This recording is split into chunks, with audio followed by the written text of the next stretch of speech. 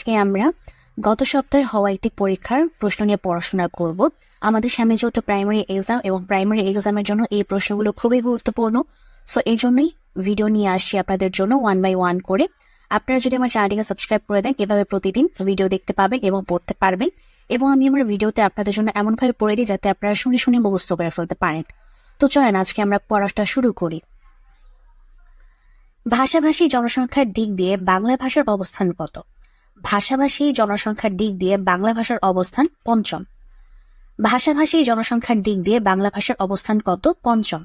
ভাষাভাষী জনসংখ্যার দিক দিয়ে বাংলা ভাষার অবস্থান হচ্ছে পঞ্চম। এটা হচ্ছে রিসেন্ট টাইমে, তাই এটা মাথায় রাখতে হবে, খুবই ইম্পর্টেন্ট এটা, যেহেতু বর্তমানে হচ্ছে এটি পঞ্চম। অবরোধবাসিনী গ্রন্থটি কার লেখা? বেগম রোকেয়া। অবরোধবাসিনী গ্রন্থটি কার লেখা? বেগম রোকেয়া। অবরোধবাসিনী গ্রন্থটি কার লেখা? বেগম রোকেয়া। রাখালি